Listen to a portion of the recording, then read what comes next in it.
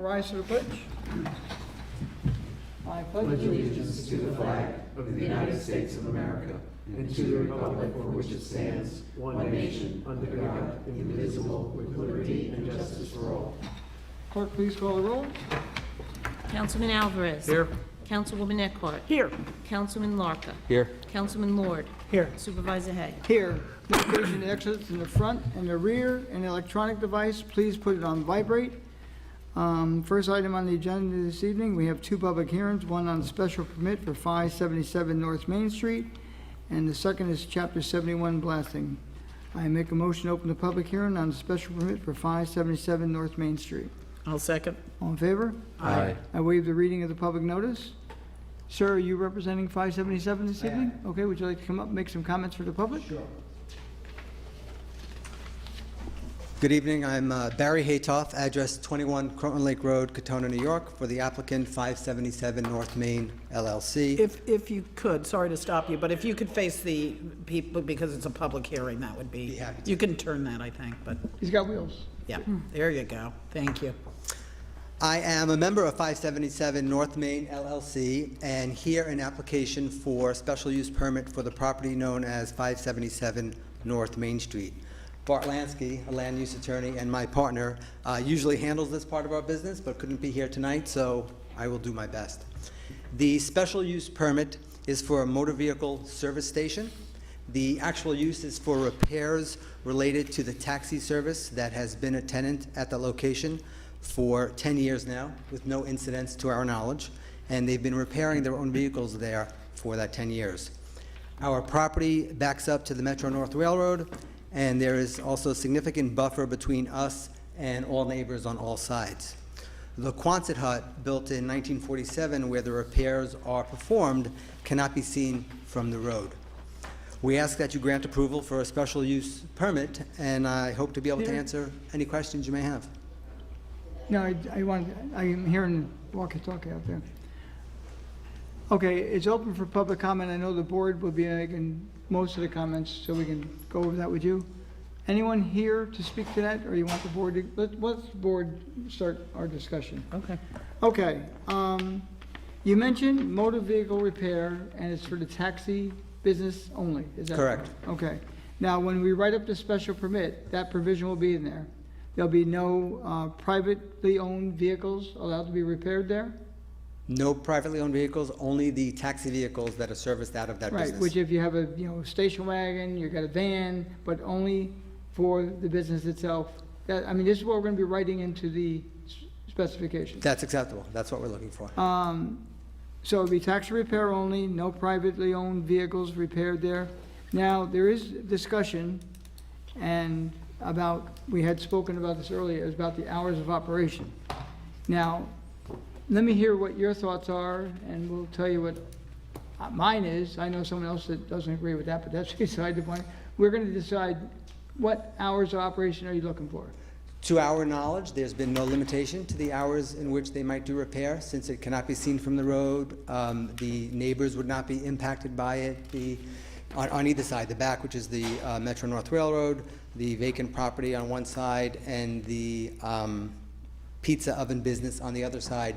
It's totally, and I can show you a picture, can't be seen, and nobody would be bothered. So we'd like to not have any restriction, but we understand that you may You need will to have put some it in. restriction. Okay, then, we'll take it. Now, first, again, being in a business of taxis, you're open 7 days a week, so I'm in favor of not having a problem having it 7 days a week. I know people want to see it closed on Sunday, but if you got vehicles on the road and they gotta be repaired, I think it has to be open. But this is what the board will discuss this evening, and my recommendation would be from 6 to 6. 6 in the morning to 6 p.m. Now, someone else can make another, not a motion, we'll be discussing it, and then when it gets written up, we'll decide. If there's any time, it could be open 24 hours, 7 days a week, which I don't favor personally. So I'm going for 6 to 6. Lynn?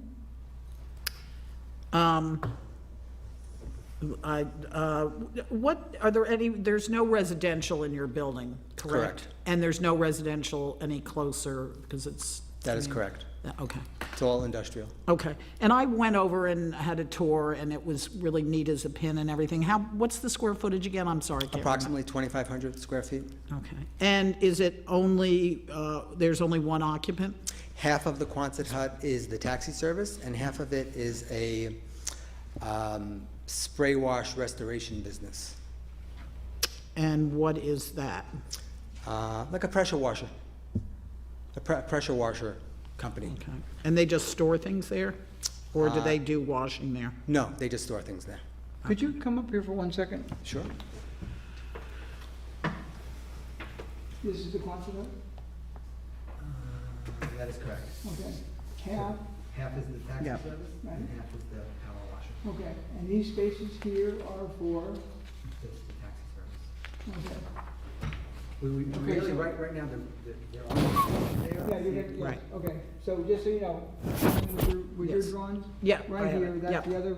No, I these- remember seeing it, yeah. Okay, and these are parking spaces. We Okay. couldn't get in one side, I think, but, and so they will not be servicing any of this outdoor storage equipment? Correct. Okay. Let's see. And if I may, my only Yes. comment about the hours is that in the summertime, when it's light until very late, beyond 8 PM, that might be an only consideration if maybe we can go till 8 PM. Okay. The only thing I will say, because I live near someone who does work on cars extensively, and they're a few doors down, but I know there's not residential here, but there sometimes is lots of engine revving. Fortunately, I think you face away from anyone it would bother, but that concerns me in the evening hours, because that's when I have it, and it is disruptive, I think. But I know this is a very different area, so I think that's all the questions I have right now. Okay, so based on that comment, I'll change my hours to 6 to 8. Thank you. That's fine, I'm not convinced, but let's No, let no, other I mean, people ask we'll questions. just talk about it and Right. see what other ones have Yeah. to say. Edwin? Eric? Oh, I mean, I was gonna suggest until 9 PM, just because I thought the same thing, like, I know Mavis is open till like 8:30, and, people still dropping off, picking up cars sometimes, and again, if you got a 24-hour operation in regards to taxis, they break down at any time, so, What's the name of the taxi service? but, Brewster Taxi. It's Brewster Taxi, okay. yeah, so I'm good, I was gonna okay, suggest 6, until 9 PM. I'll change but- my time to Matt, Edward, 6 to 9. Is there 6 to 10? No. Thank you. 6 to 9 sounds reasonable. Will you have storage inside the building? Not inside the Quonset hut, no. How many bays will there be to service cars? There's one opening. It's a sliding door that opens pretty wide. I don't believe I've seen any more than one car in there at a time, but maybe they can get 2 cars in there.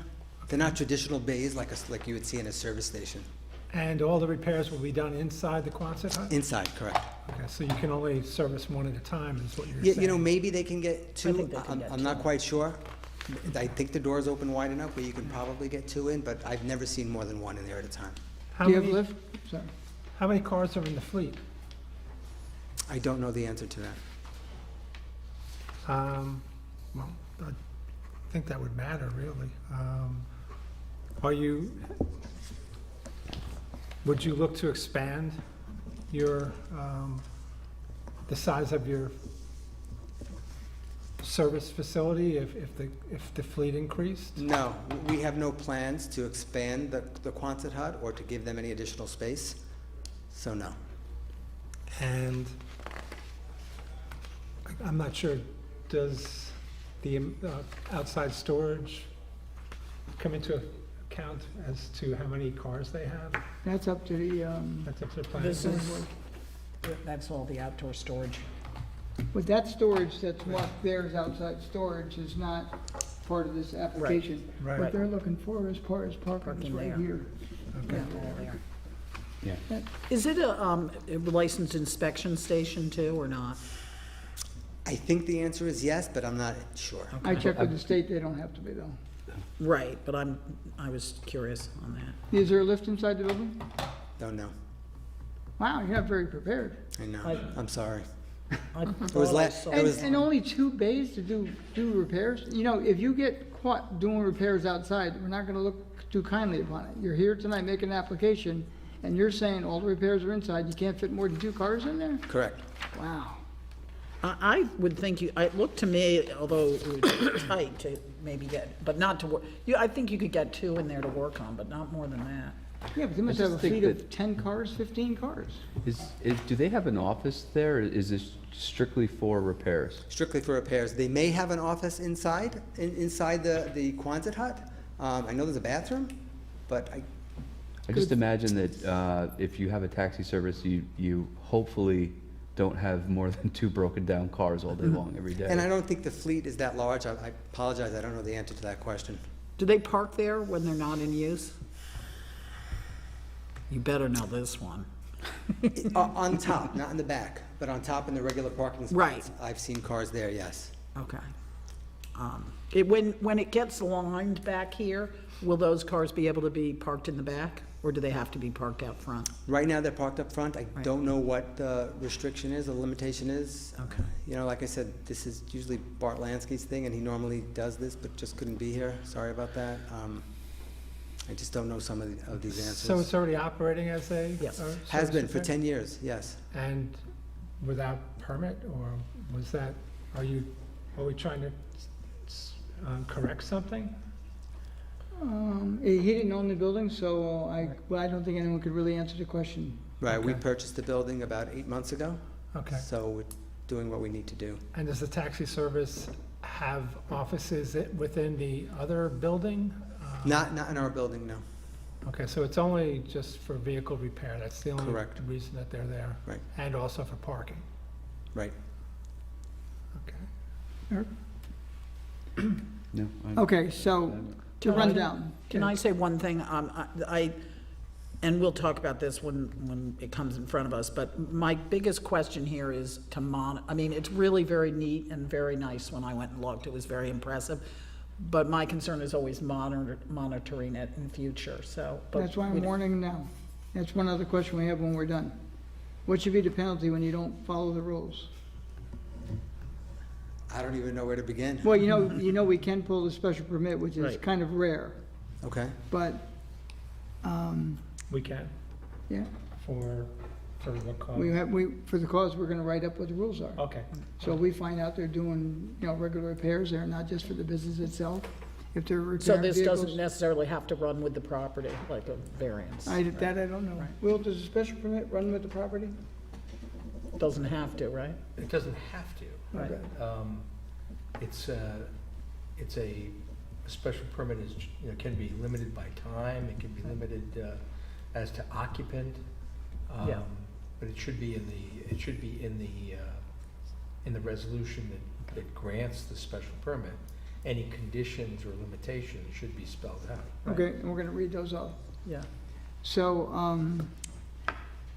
a lot of times people come in and get permits and, everything's nice, and then once they get in, guess what? They don't follow the rules. So I can tell you, if I'm sitting there will be penalties. Because we've given not too many special permits that haven't adhered, but from time to time they go astray. In this area here where, like you say, you can't see it, there'll be eyes watching.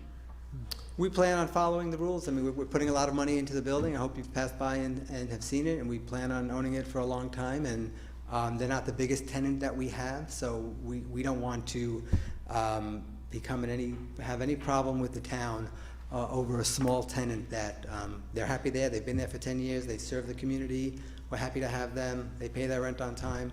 So who would want to kind of mess with that? We appreciate the consideration. And we'll help police the effort for sure. Okay, so from what I gathered from what you said this evening, the special permit will tax repair only. No privately owned vehicles to be repaired there. Correct. It'll be from 6 to 9, 7 days a week for repair, and repair inside only. okay. The other thing, would you only be repairing your own, or would they only be repairing their own fleet, or would they be repairing other taxi companies? Only their own cars. Okay. Yeah, I mean, my questions would be, if you can find out before we vote on this, if the other if the taxis could park behind there once you've got the line, you know, the lines in and everything, it would look much nicer out front, and in my opinion, it would look nicer out front, because the building looks so much better now. And then if you can find out whether or not, I'm just curious whether it's an inspection station as well. But that would be helpful before we vote on it. Will, can we identify the name of the taxi company? I mean, the taxi company can always merge with another taxi Right. company, so to speak. Can we identify the taxi company in the resolution, or with, you know, if they sell it to someone, that's not a problem. But we don't want like XYZ taxi, ABC taxi, and X, I think that'd be a little bit more difficult from a legal perspective, but we could limit it to a taxi company. It doesn't. okay. Well, we would say that, yes. We But see, already, it's the question is the repair facility. It's not so much it's a taxi company, it's a repair facility. repair of the taxis for this particular taxi company only. Yeah, I mean, you could, I'd have to look into that. a You little bit. think on it, okay. I think, And you did reference Brewster Taxi, did you not? Correct. Yes. Because there's, you know how many taxi companies there are there? 5, I mean, in the village, 5, 6, I don't know. 10? There's a bunch. I would want to limit the hours of service to 6 to 6 again, and Monday through Friday. Only because if we're giving a special permit to this group, and someone else comes in for a special permit, they'll be looking for the same 24-hour or 7 days a week and 6 to 9, and I'm not sure if this will fit everywhere. Well, it's not going to. That's why it's a special permit for this location, 6 to 9. If it was located right next to a residential neighborhood, which it's not. There's a few houses across the street, but Yeah. further down the road, this is a unique location. As far as only 5 days a week, they run 7 days a week, so that would really create a hardship on them. So I would stay with the 6 to 9, unless there's anyone else that wants to make that change. Now, when we actually vote on it, you know, you can make a change at that point in time. Okay? But I would not go 5, I would give them 7 days. I can understand Saturdays, Sundays, but I can, Being closed or not allowing them? I understand that they need to have it open, but, as I said, my main question is gonna be on monitoring it. And also, I've had concerns all the way along, which I know we discussed at the staff meeting, was because they're close to wetlands, I just wanna make sure that, there's no, contamination at all. Okay, well, that's be up to the DEC to monitor and whether they do there accordingly. I mean, as I said, I was very, if anyone has a chance and you're there and could show them, it is really very, kept very clean. And that was impressive to me, but that was my major concern earlier. Okay, so we're gonna write it up Yeah. accordingly. Anyone else from the public on this matter? We'll write up as we decided here this evening. There could be a change during the vote if, you know, they want to close, but I don't see that happening, but you never know. But that's the way we'll write it up, and it'll be, the next meeting is December what? 4th. 5th. 5th. December 5th? It'll least be it's on on the here agenda as for approval or disapproval? Looks like we have someone. Come on, don't be afraid, not like you. Hi, Peter Bell. As I understand it, Brewster Taxi owns Brewster Taxi, I think Segundo Taxi, and maybe a couple of other names. So it might behoove the petitioner to give you all the different names that are under Brewster Taxi. Because if you go there and see a South Segundo Taxi, you're gonna say, wait a minute, it's a different taxi company. Sir, is he correct in that statement? I don't know. Wow, you've got to get I'll prepared. find out and get back to him. So should we leave the public hearing open, or? No, when we go to vote on it, we can say yea, nay, or hold it over. Well, I'd like to have all the answers before we vote on it. Well, you will. Good. And if you don't like it, you vote no, and if you do, it's yes. But that, I never heard that before. That's why I asked you about different names. Right, I totally understand the question, I just don't know the answer. And they're Do you know all- about how many cars a week are worked on? Do you have any idea? I bet you don't. Sorry. I'm a I fixator know, at the last I'm just second. teasing you, so. So just to be clear, there are 3 questions that we're gonna get back to you on. Getting all the names, thank you for that. Can the taxis park in the back once the lines are created Right. in the back? And is it a licensed inspection Inspection. station? And I would like to know roughly how many cars a week that are serviced. That will help establish hours, although I know the Depends on how many hours. break down. Yeah, You I might have a good know, I week, you might have a bad know. week. Don't they break down just between those hours? No, So the special permit will be written that because this is a special location and define, no, it's a special permit, it'd be identified as 577. Let's say 6 months from now, another taxi company or another place wants to do whatever kind of repair. right, It'd be written specifically for the site based on whatever comments we made. Right, and it has to be for that half of the building, not for the whole building. Like if you go out on North Brewster Road, there's a deli, there's Mavis Tire, and there's another building there that used to be a gas station way back in the old days. And now it's got a garage and whatever. Now, if they wanted to make a service repair place there, which I believe they might be able to based on the zoning code and pre-existing non-conforming use, we could say in a special permit, no Saturday, Sunday repairs, nothing after 6 o'clock. I would limit that because it's right in the middle of a residential neighborhood. But where this one's located, it's a long way from anybody. probably about 500 feet. Yeah, that's a good distance. Excuse me. And behind Mr. Hay, Yes. did you say that you checked with the Department of Motor Vehicles and they said they didn't require I a believe- licensed repair shop? They don't have to be licensed to repair motor vehicles, as long as they're working on their own vehicles. Correct. So that may be one of the conditions you want to put in Right. there, that they will not apply for a license to repair motor vehicles. Okay, that's why I got you here, thank you. Good Okay. idea. Now you got 5. I'm sorry? 5 contingencies coming into it. What did, So if they had a license, they'd have to give it up. I see. Okay. we're limited to the words that you speak. Or will speak.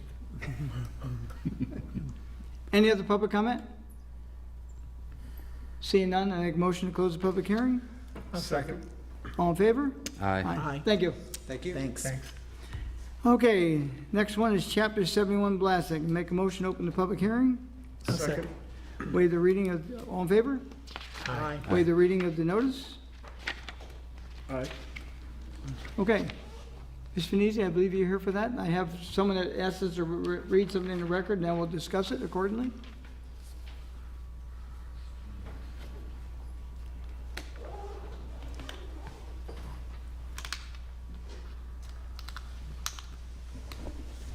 Good evening, Ann Finizzi.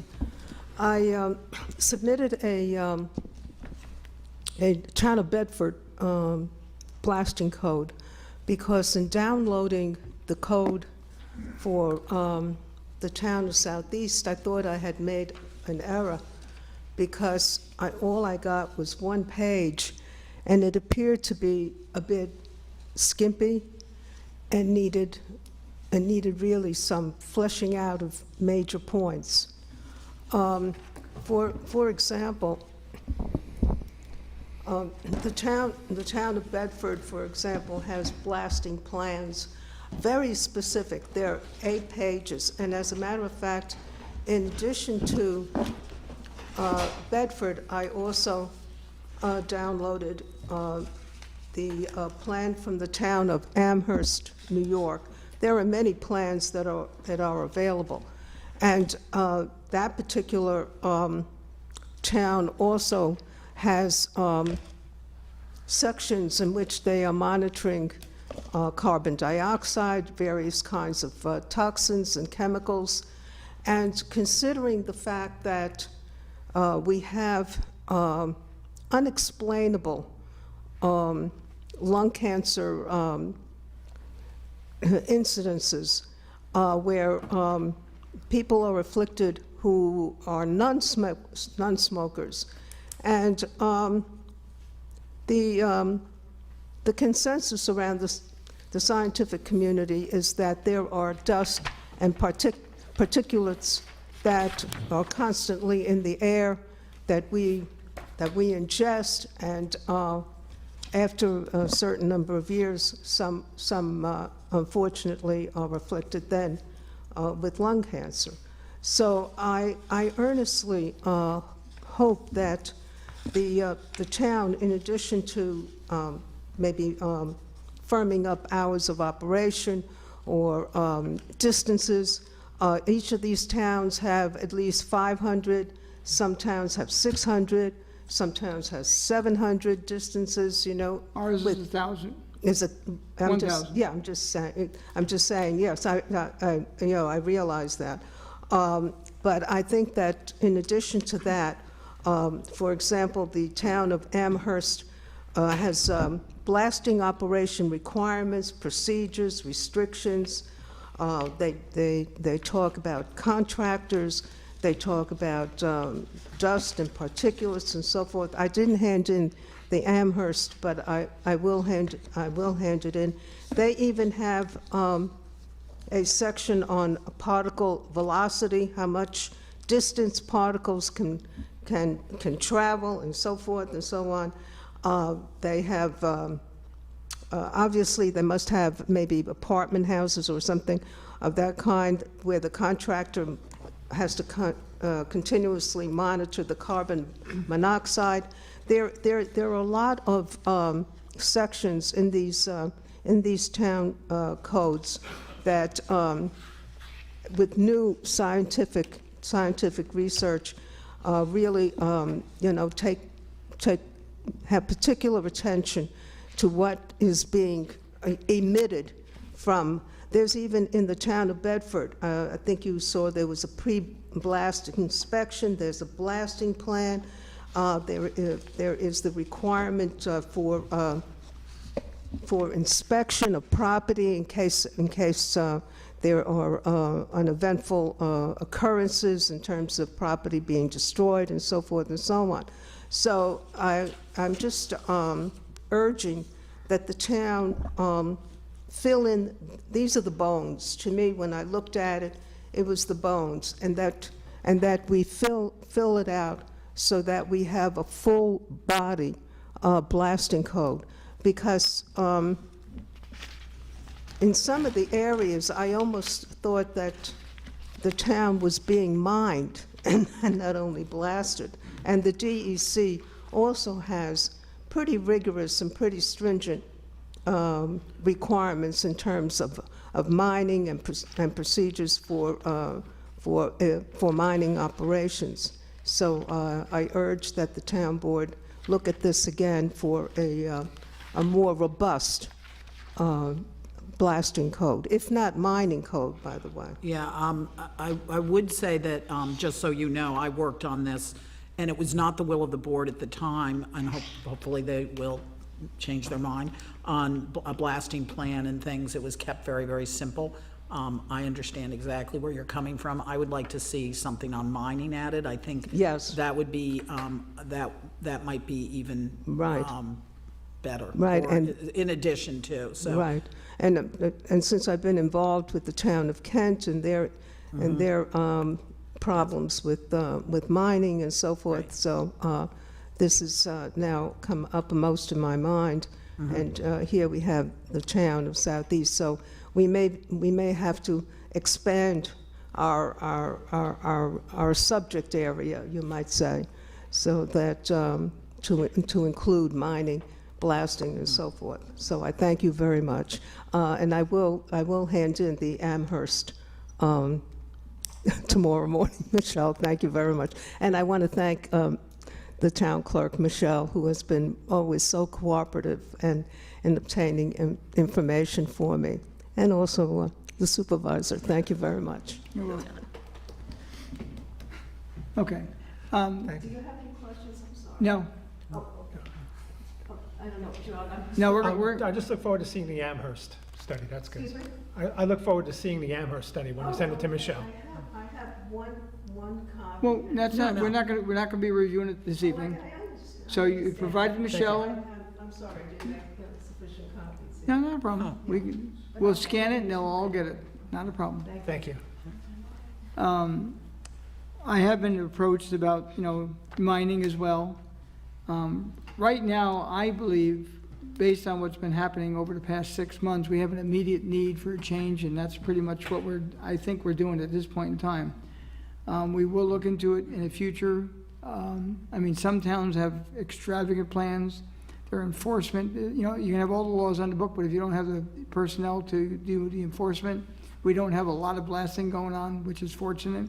There was one site, and we're trying to tighten up, I believe, what we currently have. So I can tell you in the future, at some point in time, we'll be looking at increasing the blasting portion and mining.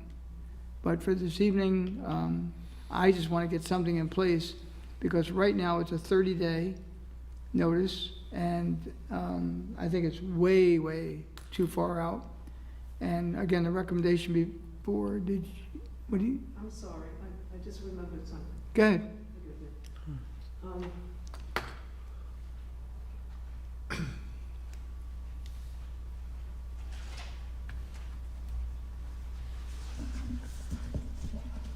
There should be also included a post-inspection after the blasting has completed its operations, or the mining has completed its operations, of residents. And residents should be notified, those that are affected within the 1,000 feet, which is very, very good and very generous, that, you know, that residents be alerted. I recommended to the folks in Lake Carmel that they take pictures prior to the blasting operation of their homes and foundations, in case anything untoward could happen, so that they have pre and post, in case that, you know, untoward events happen. So again, it's not included, as I see it. Maybe it's included someplace else, but as I see it in the current blasting plan. So the residents need to be informed. They need to have their homes photographed, and you know, the building inspector should. I think in Amherst or Bedford, the building inspector goes to the various homes after the operation to be sure that nothing has happened.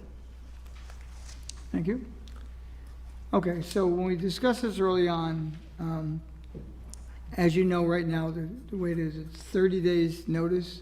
Now, a 30-day notice went out just recently saying there was going to be blasting this month, but of course it was, the EC made a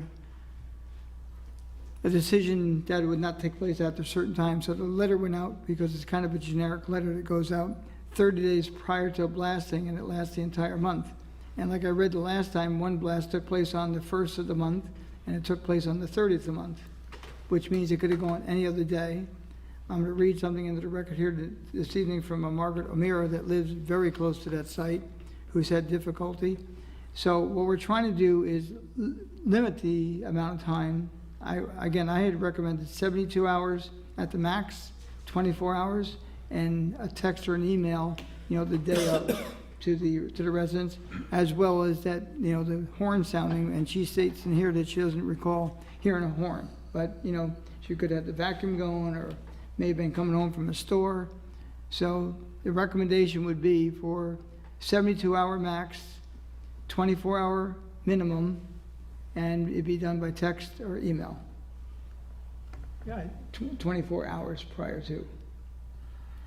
Now, right now, it's by letter only. That's too little. What? Yeah, 72, it should be. ma'am, if you want to speak, come up, please. Let us finish our conversation, and you can argue with us. Let us finish our comments. Let us, you had chance, let us. Oh, I thought you mentioned. No, not right now. Let us finish ours, then you can come back up. Okay. Now, 72 hours, but they still have to notify the person the same day by text or email when it's supposed to happen. They have to be notified. Yeah, I think what Ann is trying to say is that if you give people more notice, if they have something delicate they want to remove, or they have more time to plan, I think that's her point. Well, but the more time you have, the less, so you want to go. Well, no, I see what you're doing. I see what you both are doing, and it's good. But I think Ann's trying to give people a little more notice, and you're trying to let them know how immediate it is. So I understand. So you both. want one letter to go out how many days? A letter to go out what? Beginning of the month? on or about? Because they don't know exactly when they're gonna blast. Yeah, I don't have a problem with the month knowing, but I agree with you that it should be much more immediate as to when it really happens, so that you're not waiting around all month until the 28th. I know what you're trying to do. So You're trying to letter- make it much more Okay, user-friendly. so letter 30 days in advance Yeah. at the minimum? Yeah, yeah, I think And people, that- yes, and so that- that people aren't surprised, like, No. oh my God, yeah. I think Ann meant that, and it does make sense, and then your idea of immediacy, so people say, oh, Remember. it's in November, but it's gonna be November 5th, and they know that, that's gonna be very helpful for people.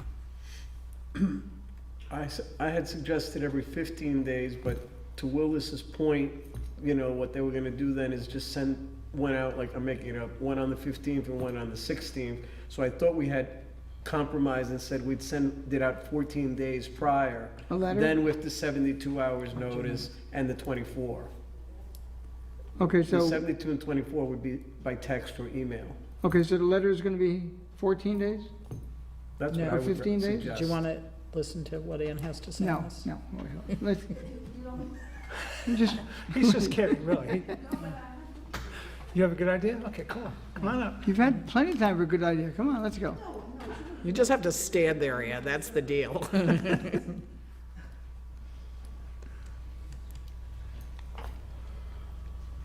How is the notice transmitted? Which notice? We're talking right now, that's what you're, Yeah, how Yeah, but is, how, right now, do they all get a letter? They get a letter. It's is it sent to them. certified? No. no. Should be certified. Nah. That should be certified. I mean, look, you're having, What we're gonna do you're is- having ma'am, blasting occurring in your backyard, What we're proposing is better than a certified letter, trust me. They're gonna have to get the person's email address or their phone number to be texted. So the idea is to send a certified letter either 14 somebody's going to days- come over here and say they never got notice. You send it certified, just like you have, if you have a secret hearing or something of that kind. That this, everybody knows, everyone within the blasting sector has received notice. At least if you have two, at least one of the notices should be certified.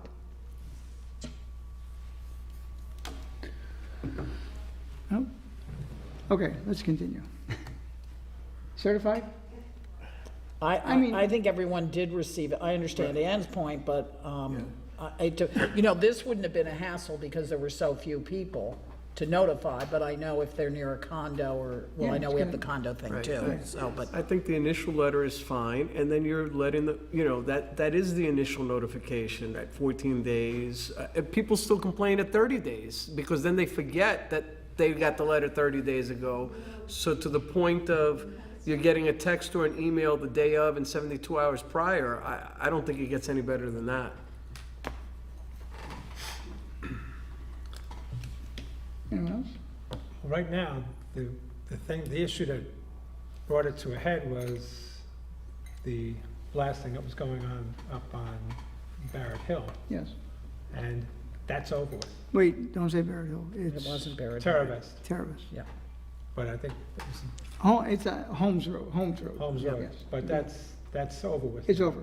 Yes. So, but it's. But there, again, it wasn't, Kind of learned a lesson. yes, we learned a lesson, that's why we're doing this like emergency thing in a sense, and then over, early next year, we'll start reviewing mining and increased enforcement. I guess the question is, that, when you're trying to be practical about it, if the, person blasting sends out a letter a month, they have to ask to collect their, email address, text, or whatever. It'd be their responsibility to get it Right. done, yes. But Chris? that's why it would have to be out it would have to be at least a month out for them to, I would think, to. Could we handle it through our alerts? So. Oh, wait, time out.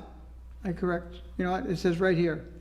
It's already sent out, certified mail and receipt to all these individuals. It's already in there. So it's already certified. Okay.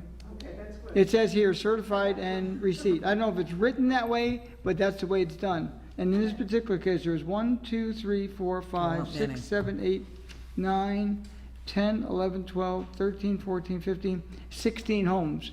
And when we increased it from the 300 to the 1,000, we only picked up 2 additional parcels. It's kind of remote, but it's not remote.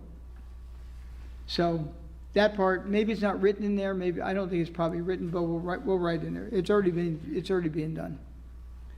And again, texting and email is be required to be done. It's not a big deal. I mean, these guys, all they gotta do is set up in the computer once, push a button, and do it. We do it with notices of our meetings, they can do the same thing. And this was unusual, what was being done. Once in a while, so, 1 or 2 blasts, and of course, at one point in time, where Home Depot was, they had that was kind of considered mining, but nothing got done well, so. Okay. Okay, so let's see if we agree on something here. And I believe we've got 14 days by mail, 72 and 24 hours by text, or it would be the person's choice, either texting them or by email. And they want to provide the email address to the. Or by, I think you have to have by phone call. I know we don't like it as much, but there will be people that don't want text or email. I mean, there could be people, so. And how are they gonna get notified? Some people might want a phone call. And I know we don't like it because there isn't proof, but there are older people that just Okay. don't text or email. So it's it'd be the. It would be their choice, right? What do you call them? The homeowner's Homeowner's choice? or resident's choice. Yeah. Resident's choice. Resident's choice. Michelle, if you're taking good note. Okay, resident's choice of how they want to be notified. Yep. Okay. Any other public comment? Michelle, we'll go over that tomorrow. And we'll put it on. And you for need the- to read that letter into the Yes, okay, thank you for reminding me. record. Okay, this is from Margaret O'Meara. I would appreciate it if you would read my comments regarding the proposed local law to amend Chapter 71 of the Town of Southeast Explosive and Blasting to be heard at the town board meeting on 11/21/2019. Due to a doctor's appointment, I'm unable to attend this meeting, but I have a few comments to share with the members of the board. I have lived at 44 Holmes Road since 1972, and for the past few years since the property at the rear became a stone quarry, the noise of rocks being ground starting at 7 a.m. every weekday has been unrelenting and at times unbearable. On top of this, the blasting, which occurs without warning, I have yet to hear the horn that they say will sound, shakes my whole house, and I feel affects my well structure also. When my well was inspected a few weeks back before the pumping test on the 2 wells at Terrace 3, Phase 3, it was determined that my well would not be included in the testing because the soil had leaked into the well, covering the casing and rendered unsuitable. When my well was last used, it was similar tests beginning on October 15, 2002. There was no problem. The testing was done by Mill Drilling, Brewster, New York.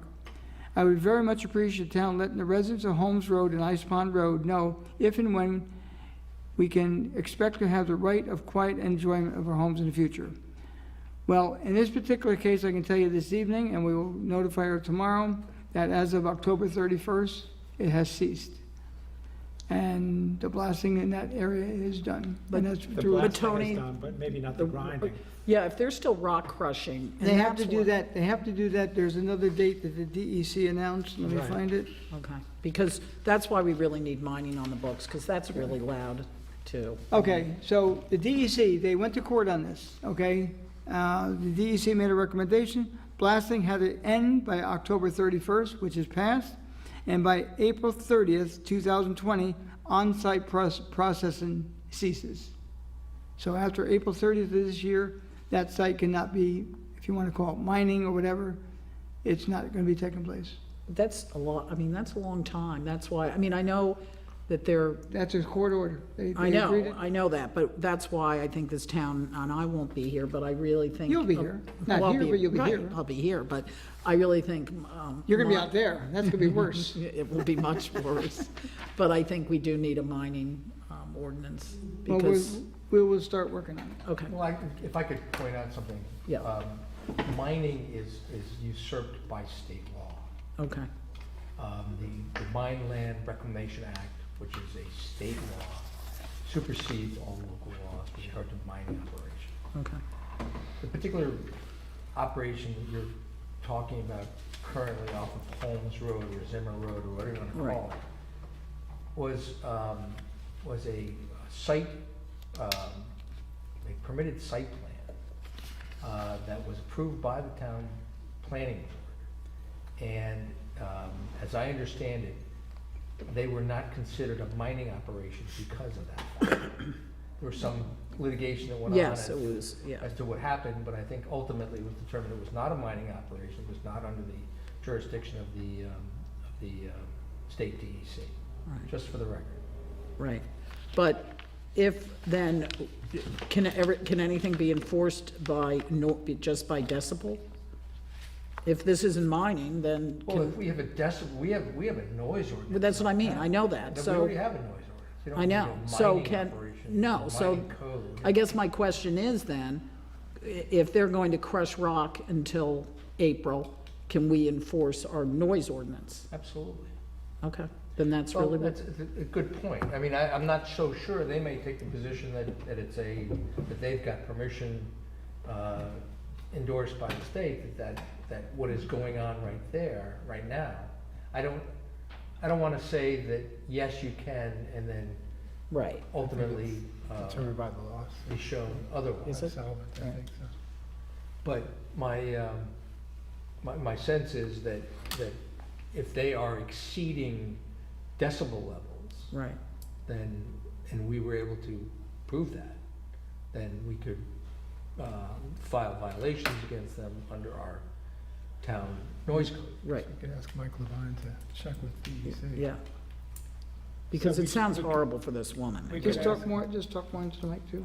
So we could ask Mike Levine to check with DEC, because they're the ones who brought the suit, and Well, the decibel reading, we have a decibel reader at the town, so if someone calls up, makes a complaint about the noise, they can go out, go to the property line the best they can and take a reading. We've done that before. but I don't know if we have any jurisdiction on that, because it's governed by the state, right? Well, they, as I understand it, they conceded that it was not a mining operation subject to the mine land reclamation law. If there's something in that stipulation that says that they have to keep noise below a certain decibel level, Okay. I haven't read the stipulation in order to the extent that I can tell you, everything that's in it. But I believe, I understand that it was considered a settlement Yes. rather than Yeah. going forward. The state took the position that it was an illegal mining operation.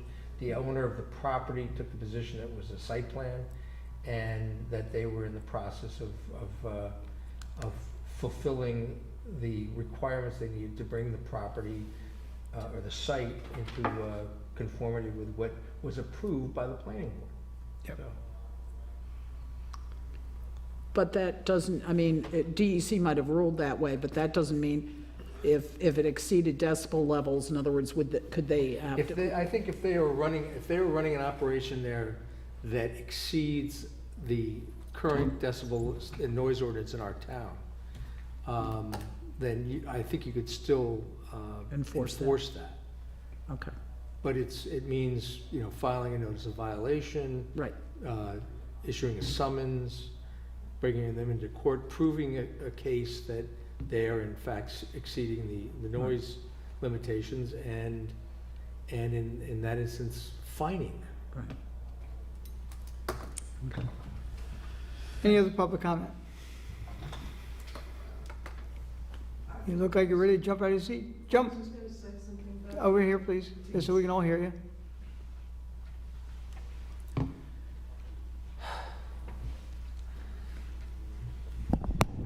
I don't know if they received a DEC permit to mine.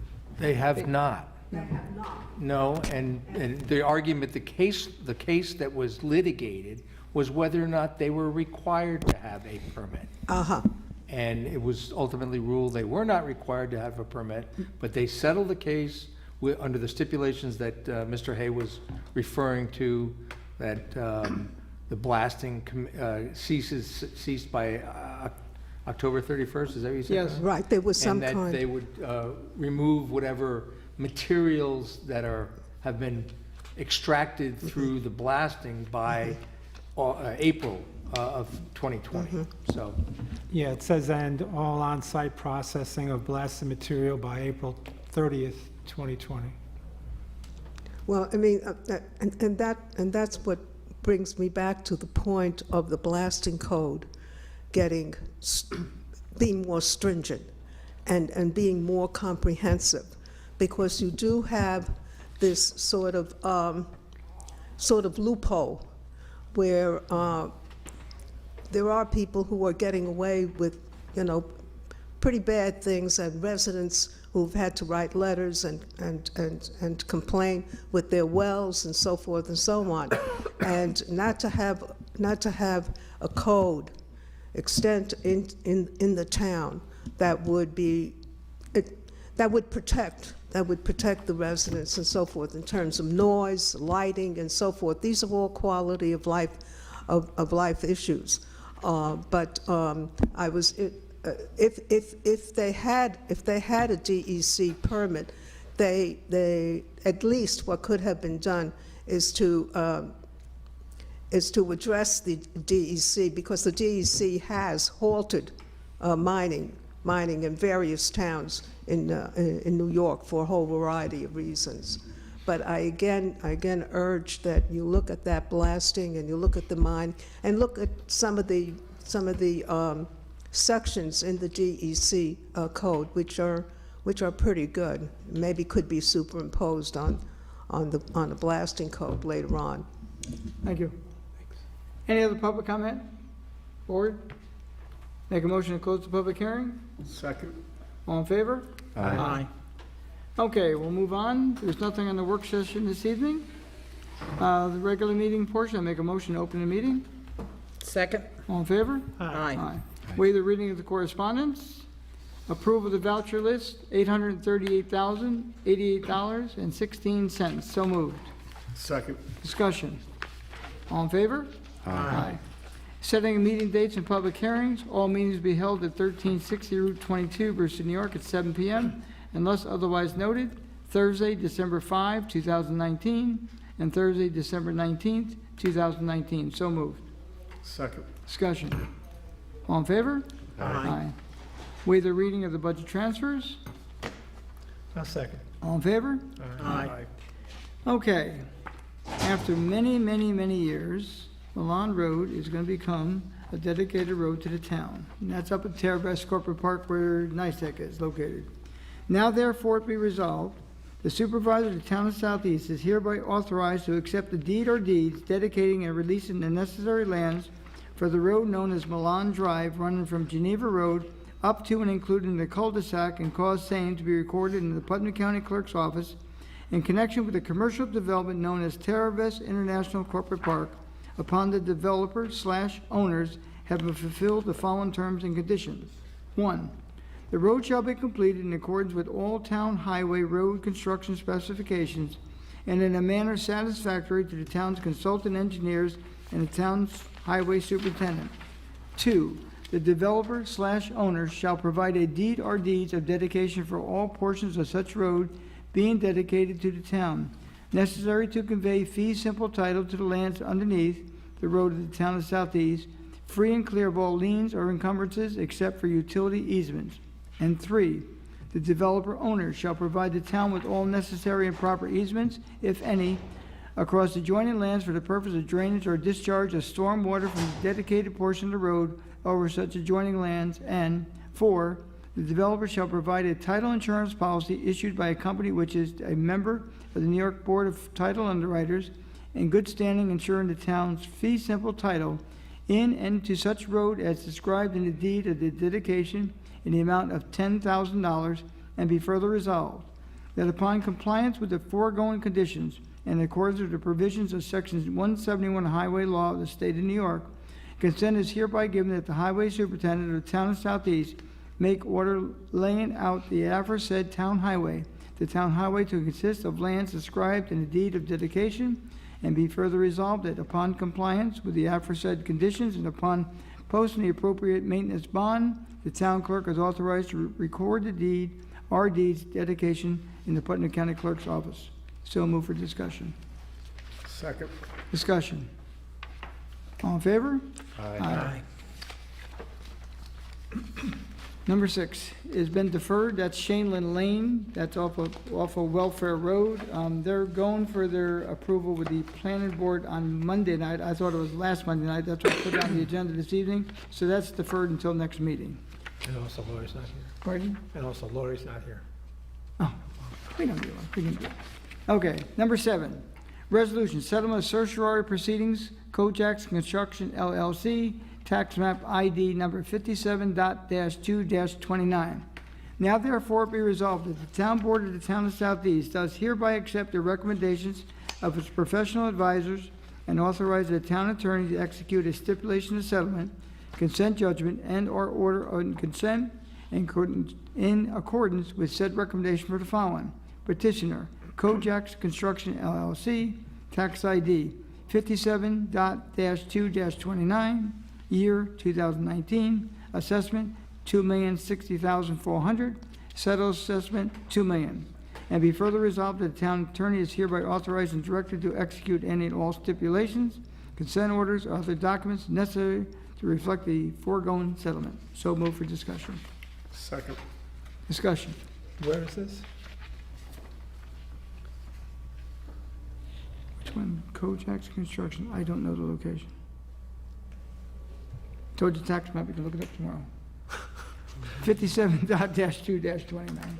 So you'll come back at the next meeting and No, tell I me will where it not is? tell you. You can look it up tomorrow. Go to our website. All in favor? Aye. John? Aye? I didn't- I don't know where it is. John, I could look it up real quick, if you want. I'm almost there.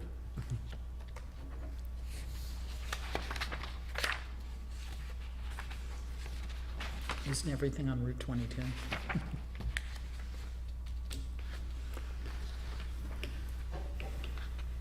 And this is the building on the corner of Milltown and 22, where Ross Optical used to Yep. be, or is. Okay, Right up corner, on the Yep. right. thank you. You're welcome. Should we write that in the resolution for now? Where exactly? Okay, Well, I usually ask where it is. okay. Should have asked before the meeting, we'd have found out. Well, Gloria was here. Well, I Okay, know if Lori was here, she would have told me. she's I got the night figure off. she knows what she's doing, so we don't need to know where it is. Maybe we passed stuff that was in Patterson, I don't know. Maybe there's a lot of things that we should know, but we don't. Yeah, well, that's true, definitely. Well, if you don't know, ask. I Okay. just did, didn't I? Yes, you did. A little late, though. Thank you. Thank you, Eric. Eric, for having your computer with you. You're welcome. And you got one here, too? But I don't have the I code. know. We'll let the expert do it. Okay. Resolution, number 8, refuse district renewal of contract for refuse collection and removal from residential properties. Too much fun. Now therefore be resolved that the town board of the town of Southeast hereby finds and determines that in the best interest of the town to exercise the option to renew or extend the contract for a 2-year period commencing on January 1, 2020 and ending on December 31st, 2021, on the same terms and conditions contained in the contract, and be further resolved that the supervisor be and is hereby is authorized to execute any and all contracts, agreements, notices, extensions, or other memorandums necessary to memorialize the terms hereon for a contract term of 2 years commencing January 1, 2020, and ending December 31st, 2021. And it has built into the contract cost of living increase at the maximum of 3%. So it was figured into the budget. I put in 2.5% because that's better than averaging for next year. I think they do a good job. There's some concern with some residents about co-mingling. I was told by the county they're gonna be looking into co-mingling and a better handle on recycling in the future, and we'll look forward to it. But I think they've done a good job. I need a second. Is there a second? Second. Discussion. All in favor? Aye. Okay, number 9 is the supervisor's financial report. As you know, we just got done with the budget. The budget last year was good. We're really in good shape, except for the courts, where the revenues are shortfall, like I said, for quite some time, with $200,000. I've revised that next year's budget, and hopefully they'll bring in some more revenues, and we'll be over a little bit. But right now, the budget's fine. And Lynn, I know you're gonna be out there next year saying, where's the supervisor's I'm taking a report? breather. Okay. Recognition of the public. Recognition of the board. I would just like to wish everyone a very happy Thanksgiving and safe travels if you're going out of town. Okay, another appeal? Okay. Sorry, just wanted to find out, or I wanted to tell you, Eric and I met with people from Tenell Lake and the Tenell Lake Advisory Board about the geese situation and also about other matters concerning the lake. And it was a good meeting, and we left with the understanding that everyone will be working together next year, and the plan is to addle the eggs of the geese, and that is how I think we're going to go forward. Well, there's going to be numerous things on the board. That's going to be one of about 5 things we're going to do that we did not do this year. Right. And So, you can relay that at the next meeting, we Good. discuss it. and also, I attended a traffic safety board this evening, and I brought to their attention the supervisor's suggestion that a light be placed at the intersection of Route 121 and Route 6. It's a dangerous location, and the DOT representative there, Lisa Mondello, said that we should put together a resolution and present it to DOT so that they can do a study and go forward with it. But You got to be there next meeting. most of the people that were there, that were still there, it was a long meeting, thought that it was a good idea, and I think only Lynn is is opposed. 'cause she- Who? Lynn Eckhart? No, No. I love taking a chance there, that's all. you know, I told them it's almost like playing chicken when you Yeah, it is. to that No. road. It's, No, I do think. Now, it's getting really, I mean, I I'm know, telling you it's now. very hard to judge when You're you're. talking about, you're going to consortium for the 684 and Yes. whatever, the traffic in this town is really getting out of hand. Yeah. And that Route 6 corridor, I'm telling you now, when I come out of my old store, sometimes it takes me a minute. It doesn't sound like a lot, but when you're sitting there waiting for the traffic to go by and they're whizzing by, it has gotten super, super busy. It's really crazy the amount of traffic there now. And I did forward, just so everyone knows, the last consortium meeting, Yes. I forwarded it, I just got it today, and I did forward it to everyone. So you'll work Okay. out who goes to that. thank you. Well, thank you for bringing it up, and we'll have a resolution for the next meeting. Great. Okay, just a reminder again, please, ladies and gentlemen, put 911 numbers on. We're still getting, the false alarms this month were a little bit better, but they're still pretty poor. So the recommendation, if you have a fire alarm in your house and it goes off, you're cooking toast and you don't need the fire department, what you should do, knowing that the alarm is calling the fire department, that's 911, dial 911, say, my alarm went off, it was accidental. Now, they'll still send out possibly the fly car of the fire department, but they may not send out the apparatus. We have to do everything we can, humanly possible, to make sure that the fire department doesn't go out to all these false alarms. So if you trip it accidentally and you call 911, say I was burning my toast, there's no real alarm, they still probably send someone out, but they may not send out the apparatus. So please do that if you set off a false alarm. And again, happy Thanksgiving all. I'll entertain a motion, unless someone else has something to say. Entertain a motion? I'll make a motion to close tonight's meeting. Is there a second? Second? All in favor? Aye. Thank you all for coming.